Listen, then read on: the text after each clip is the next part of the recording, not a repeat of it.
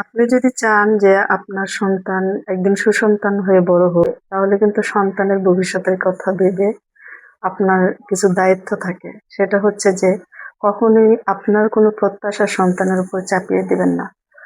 আরেকটি কাজ হচ্ছে যে আপনি একটি জায়গায় খেয়াল করবেন যে ছোটবেলায় আপনি যেসব জায়গাগুলোতে অনেক কষ্ট পেতেন, যে জায়গাগুলো আপনার না পাওয়ার, যে জায়গাগুলো শূন্যতার, সেই জায়গাগুলো থেকে আপনার সন্তানকে অন্যভাবে রাখতে।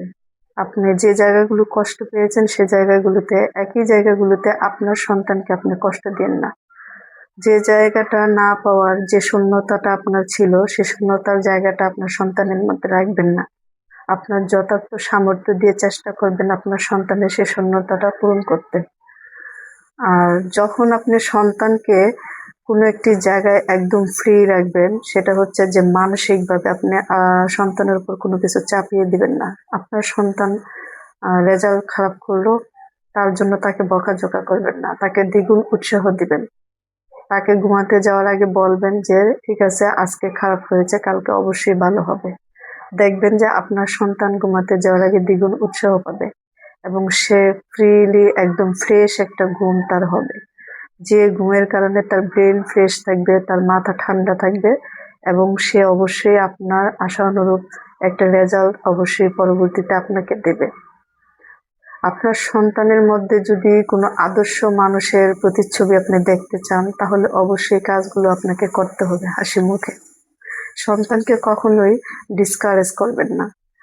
কোনো একটি জায়গায় সে কোনো কিছু পারলো না, সেটা আপনি কখনোই তাকে ডিসকারেজ করে কথা বলবেন না। সবসময় তাকে উৎসাহমূলক কথাবার্তা বলবেন। বলবেন যে এটা হচ্ছে না বা হবে না এমনটা নয়, এটা অবশ্যই তুমি পারবে। আজকে না পারলেও কোনো সমস্যা নেই, একদিন তুমি ঠিকই পারবে। এরকম কথাবার্তা বলে যদি সন্তানকে আপনি উৎসাহিত করতে পারেন, প্রতিটা দিন আপনার সন্তান যখন বিছানায় ঘুমাতে যাবে, ঘুমানোর আগে আপনি দেখবেন যে তার মধ্যে একটা দ্বিগুণ উৎসাহমূলক উদ্দীপনা কাজ করছে।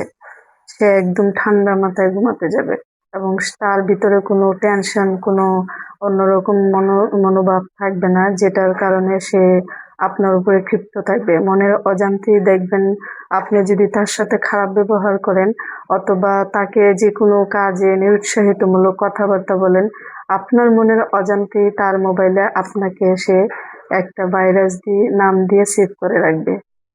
তার মোবাইলে আপনার নাম অবশ্যই আপনি চান না ভাইরাস নাম দিয়ে সেভ করে রাখুক। তাহলে অবশ্যই আপনাকে এ কাজটা করতে হবে যে আপনার নিজের জায়গাটা ভুলে সন্তানের জায়গাটায় দাঁড়িয়ে তাকে তার মতো বুঝতে হবে। তাহলেই আপনার সন্তান সুসন্তান হয়ে উঠবে। কখনোই নিজের প্রত্যাশা সন্তানের উপর চাপিয়ে দিবেন না, তাহলেই আপনার সন্তান সুসন্তান হয়ে গড়ে উঠবে। সব সন্তান যে একইভাবে একই জায়গায় মেধাবী হতে হবে এমনটা কিন্তু না।